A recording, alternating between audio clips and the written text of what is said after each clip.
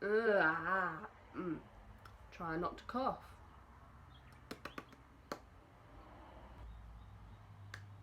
Hey guys, so for this video, if anyone didn't notice, I said in my last sit down video that I am from England originally. So I was born in London, but I'm originally from Kent in England, and I currently live in South Australia. I'm just going to say South Australia as a whole because otherwise it just gets too complicated. Although we both speak English, it's very different, and I've noticed that even more so because I'm in a relationship with an Australian. And even things that I say, things that I do, she just thinks, oh, Lauren. I don't really have a plan for this video at all. I'm just gonna say some differences and talk about them really. So I'm from England. I moved over in 2005 with my family, and that made me 8. So I was quite young when I moved, and as I'm getting older, everyone's like, oh, don't you feel more Australian? And no, I don't really, because my family's very English. I am very proud of where I've come from, and I have a very strong sense of pride. If you have watched my videos, you probably get that quite a lot with me. I'm very passionate about everything about me. So yeah, I still find myself English, and I've been back quite a few times, so it's not like I've never gone back. So obviously one of the biggest things is Australia is absolutely massive. When I was growing up, we would always have summer holidays and we would fly to Spain and been to France, and we always travelled quite a lot, but we never really travelled driving, because I feel like a lot of English people, we don't like driving, because when you drive within England you don't really go anywhere because the traffic is quite bad. Here they love it, they love driving. I still don't like it.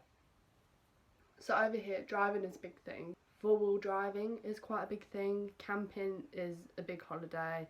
All those things, and even flying to anywhere interstate is, like, from here to Melbourne, which is the closest city to Adelaide, is 40 minutes to an hour. I'm pretty sure it was mostly an hour flight, and it was a 2-hour flight from England to Spain. So if that gives you just, I think it takes like at least 6 hours almost to get out of the bloody country over here. So it's very isolating, and it is hard to travel outside of the country. It's quite expensive to travel, and you obviously need that time off work, and it's a lot harder. You can't just go for 2 weeks, because honestly the jet lag just throws you off. And they love road trips.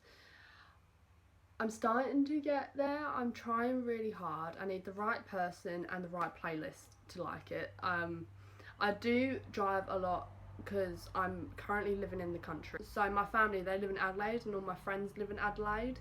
So I have to drive 2 hours back to Adelaide if I want to see them. And I play netball there and everything. So I do a lot of driving. Doesn't mean I like it, because I don't. England's very cold. Now, you acclimatise to obviously where you're living. So I am very used to the Australian climate now. And so is all my family. But however, we still find it colder in Australia, and I'll explain. Because the housing over here is built for the summer, so when it is cold, because where I am in South Australia, it does get quite cold, and in that 3 to 6 months window of really cold weather, it stays in the house, and if you put any heating on, it just escapes through the windows, and as soon as you turn it off, it just all goes. Like, it doesn't feel warm at all. It's like you haven't had it on. My mum and dad never used the heating really in the house, because in England you've got double glazing windows and you've got central heating, because it's so used to the cold climate. So when you're actually in the cold climate in England, you still have the comfort of your own home to feel quite warm. It's obviously cold when you go out and all that, but when I went back, not last time, the time before last, it was Christmas time. We went back for Christmas, and I didn't feel that cold. You just got to wrap up in the right way. You got to be warm on your back, you got to be warm on your feet, and you got to be warm on your head. And that is what my mum has always said, and my hands, because my hands always get cold. However, the summer in England, even though it's not as hot, still feels quite warm. Me and my sister went back to England in September 2017. Yeah, me and my sister went back in 2017, which isn't summer at all, and it was beautiful weather. It only rained once coming back from Paris, and it was spitting, like you couldn't even count it really. And the weather was beautiful. Now in the summer it can feel really, really hot, even though it doesn't register as hot compared to Australia. And I just think it's different type of heats really. Summers in Australia, in the absolute prime of the summer, it is horrible. Like, it's so hot, you can't go out barefoot. Basically when it's summer over here you hibernate, because if you go out you're just being daft, just being stupid. So it's just best to hibernate. But I don't think I really mind either weather, because in winter I don't like it, and in summer I complain, so I'm a whinging pom. I just think I like autumn and spring quite a lot, that's probably why. I'm from South Australia, so everything's like 10 times worse than Sydney and Melbourne and all that.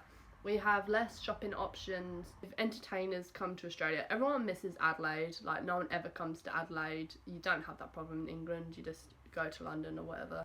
So if you're doing your shopping in Adelaide, like your food shopping, the shops are open till 9 o'clock, like 9 p.m, Monday to Friday, but on the weekends they're closed at 5 o'clock in the evening. Now, I'm living in the country and the population is not that big at all, and it is open till 9 p.m. every day, so I don't really understand why that is or how that happens, because I would have thought it'd be the other way around. But just in general, shops are not open as long as what they are in Europe in general. And I think even compared to other states, like Adelaide's very laid back. I like living in Adelaide quite a lot because it's just relaxing, it's not high stress, it's quite easy to travel in and out of. It's just, yeah, it's not a hustle bustle city. However, I do like the hustle and the bustle, so I can go back and forth like that. And that is actually a big difference as well. England's very, very busy. Australia is not as busy at all compared to any part of England. Food is better. Food is better in England. I will always say this. It's just better. I just love it. It's just so good. The sweets are better. Yorkshire puddings, like, the gravy's better. It doesn't matter what it is. Love it. Just love it. I just love the food. I love my mum's cooking more than anything, and my girlfriend, God bless her, she does try to cook, but it's not as good as my mum. Now, my favourite meal of all time is probably roast dinner. Like a good roast dinner, but it has to have a Yorkshire pudding. I love Yorkshire puddings more than anything. I think it's because I don't have them very often. And like Bisto gravy. When we first moved out here, any English food was, you didn't get any of it. So we would always ask our family members that came over to bring everything with them. And mum's like, gravy, I need gravy, I need lots and lots of gravy, because mum hated the gravy over here. But now, actually, a lot of the American food and the English food is coming over. Like, you can find it in the main supermarkets quite often now. There's a small section. However, it can be quite highly overpriced. So if you go to like a specialty store where it's like English sweets or American sweets, they'll do a whole section of the country. You can also find like gravy and cereals and things like that of that country as well, which is what I do quite a lot because I love English food. I just love it. Like, even the drinks, and it's just so good. Australians are very proud of their like Milo, and yeah, not a fan. I literally got Jaffa cakes over there and fruit pastels, and I've got a whole goodie bag just of English food. So I'm very happy at the moment. Now, when I went back to England, I did notice that the petrol price over there was so expensive. It was like, what was it being? I think it was like £1.60 or something per litre, and it was like $1.60 over here and the Australian dollar is like, the value is like double what the pound is. So for it to be the same, it's basically, at that time it was like Australians paying on half what English people were paying, which is really weird, and I found that interesting. When my grandparents have come out here in the past, it's been a really big thing to get healthcare right, because Australian healthcare is not as good as England, by all means. It's a weird system. I don't really understand half of it, to be honest. You need to have like private health. Just, I don't want to get into it too much, but you just need to have a little bit of cover, otherwise it can be really expensive if you need anything done. But in England, it's all free. It's great, and I think that it should be. I mean, if something happened to me tomorrow, I would like to think that I was taken care of and I wouldn't have anything to worry about. Public transport in South Australia is terrible. I don't actually ever use it anymore. The only time I have ever actually used it was when I was in high school and I was trying to get home. Like, that's the only time I ever really used it. South Australia actually has something called the O-Bahn, and I think it actually works a lot better than what other states in Australia do to get into the city, in and out of the city. It's really easy, but it's just getting really, really expensive, and unless you go into the sporting events, it's just not worth it for me. Driving in the city can be annoying in Adelaide, but it's not actually that bad. Like, if someone's from Sydney or London that drove into Adelaide, they'll be like, what is this? It's like a country town. Like, it's not really bad at all. Really expensive. They're always trying to fix it, like, no matter what. You say it's up, they say it's up and going, and then they're saying they're trying to fix it again, and it just is like a waste of money. Like, they just can't put in a good system. And in England, I mean, look at the tube. Look at how great that is. We don't really need anything that massive and extensive because we don't have the population and the demand for it at the moment, especially in Adelaide. It just doesn't work. In Sydney and Melbourne, definitely more so, but over here, no. The main reason why we moved over to Australia was my dad's job moved him over. Like, he had an opportunity, and my mum and dad went, well, you know what, the worst that can happen is we move back and all is good. My mum was very homesick for quite a long time, and I think me and my sister was for quite a bit, but then we settled down, and I think actually it was the best move that my mum and dad could have made. We had a lot of opportunities that I know that we wouldn't have had in England, especially with like my schooling and stuff. I'm not exactly smart, and I've never have been. My sister got all the brains and I got left with nothing. No, it's fine. So yeah, we had opportunity. They're very laid back in schooling over here, and I think me and my sister were both very lucky. Aged care, healthcare, things that I'm interested in, on top of obviously YouTube and things like that, I would never have had the chance to do in England because I wasn't intelligent enough to do it. I just think in general that it was a good move by my family. It's really hard to put into words. It's a different culture, it's a different sense of belonging. It's just, I don't know. And the sense of humour and the self-deprecating sense of humour, I love it so much. And I've got it, and people always think that I'm gonna harm myself or something. And I'm just like, I'm literally just having a laugh.